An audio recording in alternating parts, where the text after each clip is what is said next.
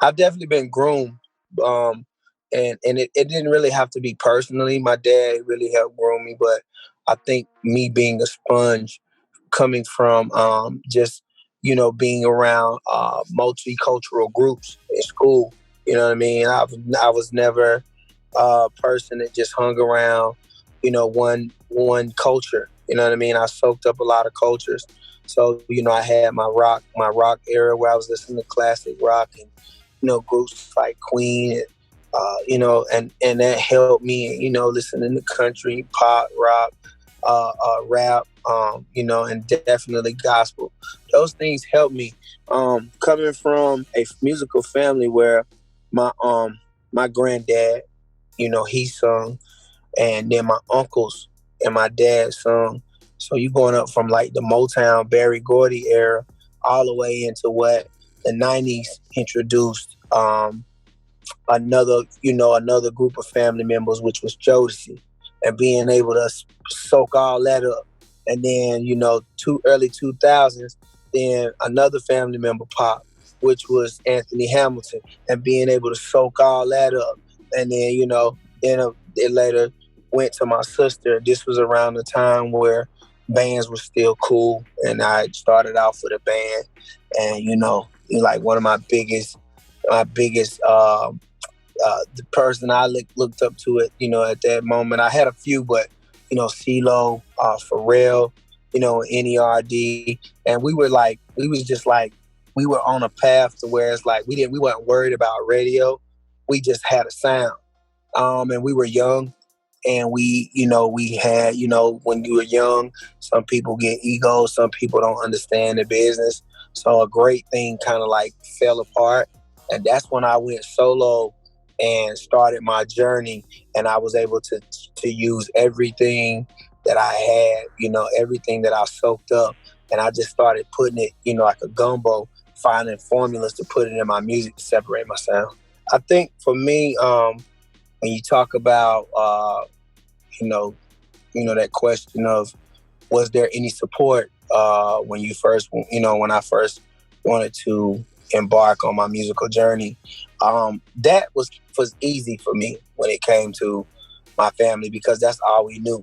Holidays, everyone singing. My dad, he played the bass, and he was in a group. Actually, started off with Casey and JoJo when they were little boys. My dad would run off and hang out with Stevie Wonder, etc. etc. So that part was easy for us. And I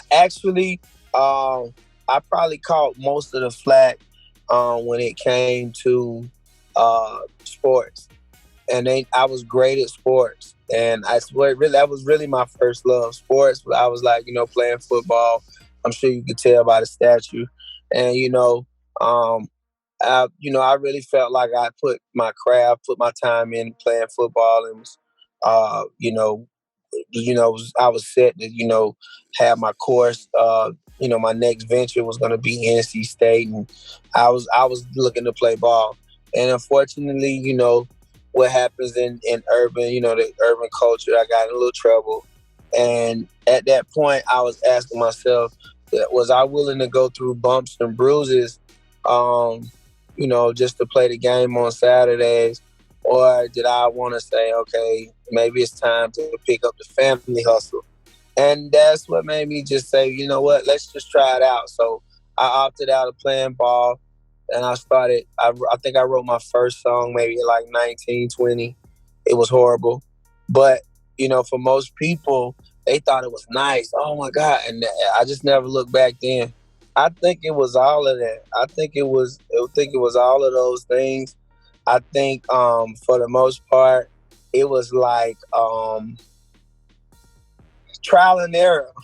Being able to go through looking back at songs you did maybe a year or two, and it's like, that sucked. You know what I mean? How can I do better? And so I think for me, what really made me want to improve is like when I had Missy Elliott come to one of my sessions, and she was just like, play me music. And I was like, wow. I was like, nah, I'll tell you what, you come to the house now, and I want you to, work on music. Or, This is before all the scandals and all the things that's going on with R. Kelly. Minus, what's going on here. He was definitely a great at what he did. So to have him, you know, take one of my records, one of my, a placement with him, then later, you know, break out in, tears and was like, yo, you are incredible. Those things really helped me want to be great. But at first I felt like, I sucked. And, like most of us. So I look at it like Steph Curry, like, you know, Steph has raw talent, but in order to be the best shooter, you have to shoot in the gym. You have to get it to where you could just, throw it up, you know what I mean, and walk away, and it still goes in. So that's how I started really approaching it. But I sucked at first. I mean, just looking back, I ain't gonna say it was bad. It just to me I suck compared to where I am today, which I'm able to laugh at because it shows, like you said, evolution and the sign that it was definitely growth with persistence. Yeah, and you're right.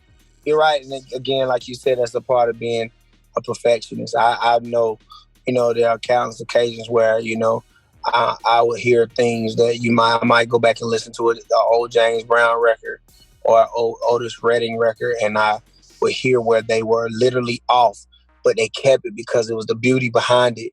You know what I mean? It was the beauty behind the flaw.